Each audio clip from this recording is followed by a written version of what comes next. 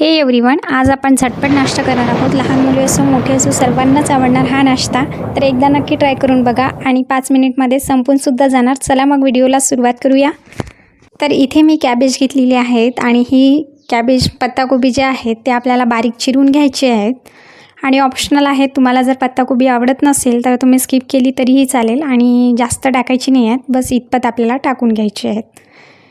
तर पहिले आपण भाज्या कट करून घेऊयात। त्याचप्रमाणे मी एक शिमला मिर्च घेतलेली आहेत आणि ती उभ्या स्लाइसमध्ये कट करून घ्यायची आहेत। आपल्याला पातळ कट करून घ्यायचे आहेत, बघू शकता या पद्धतीने।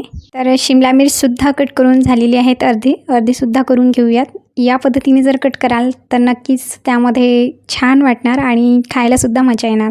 तर लांब स्लायसेसमध्येच टोमॅटोसुद्धा कट करून घेतलेला आहेत, बघू शकता या पद्धतीने। ही जी रेसिपी आहे तुम्ही मुलांच्या लहान टिफिनलासुद्धा देऊ शकता किंवा घरी मग काही चटपटीत स्पायसी खायचं असेल तर ही रेसिपी नक्की ट्राय करा।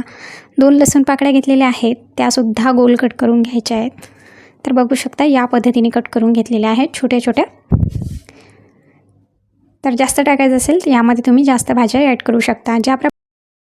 ज्याप्रमाणे आपण कणिक मळून घेतो त्याप्रमाणे कणिक मळून घ्यायचे आहेत आणि गोल चपाती लाटतो त्याप्रमाणे थोडी जाळी लाटायची आणि या प्रकारे उभ्या स्लायसेस करून घ्यायचे आहेत। आपल्याला पिझ्झा कटरने किंवा चाकूच्या साहाय्याने केला तरीही चालेल। या पद्धतीने आपल्याला पूर्ण लांब स्लायसेसमध्ये कट करून घ्यायचे आहेत। तर लांब स्लायसेसमध्ये जवळपास कट करून झालेले आहेत आणि एकदा मधातून कट करून घ्यायच्या, म्हणजे एवढ्या लांब नको आहेत, बघू शकता या पद्धतीने। तर प्लेटला तेल लावून घ्यायचं म्हणजे चिकटायला नको। तर यामध्ये पूर्ण जे करून घेतलेले आहेत लांब स्लायसेसमध्ये आपण कट ते टाकून घ्यायचं, बघू शकता या पद्धतीने पूर्ण टाकून घेतलेले आहेत मी।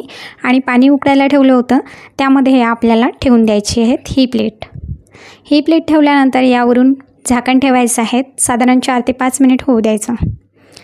तर कढईमध्ये 1 चम्मच साधारण तेल टाकून घ्यायचं आहे। तेल टाकल्यानंतर तेल गरम झाल्यानंतर यामध्ये जिरे मोहरी टाकून घ्यायची।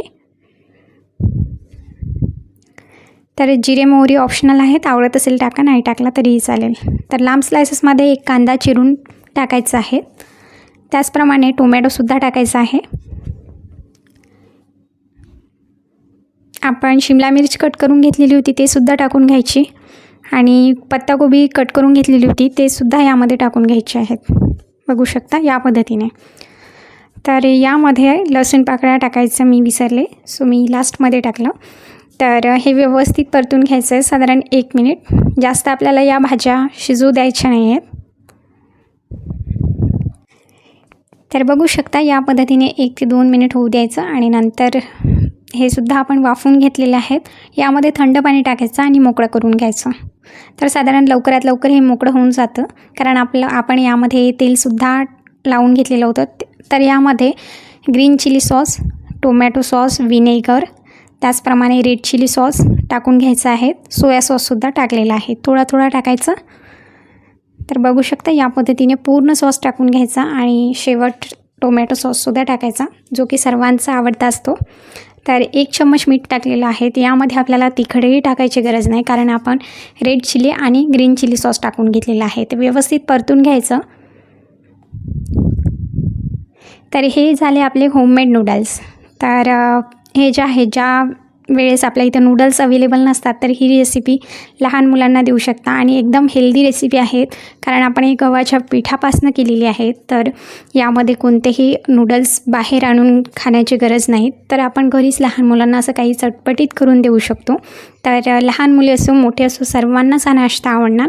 तर एकदा तुम्हीसुद्धा ट्राय करून बघा, नक्कीच तुम्हाला हा नाश्ता आवडणार आणि अगदी घरच्या साहित्यामध्ये आहेत। जर तुमच्याकडे सॉस अवेलेबल नसेल तर फक्त टोमॅटो सॉस टाकला तरीही चालेल। हे नूडल्स सर्व करून घेऊया।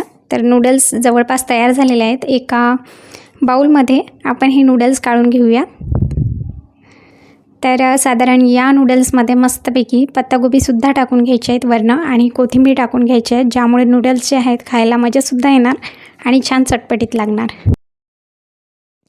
तर रेसिपी आवडल्यास प्रगती इझी किचन चॅनलला सबस्क्राईब करायला मात्र विसरू नका। लाईक करा, शेअर करा आणि कमेंट करून नक्की सांगा। रोज नवनवीन रेसिपीज असतात तर प्रगती इझी किचन चॅनलला सबस्क्राईब मात्र करून घ्या आणि रोज नवनवीन रेसिपीजचा आनंद घ्या। तर आजची रेसिपी कशी वाटली कमेंट करून नक्की सांगा। थँक्यू।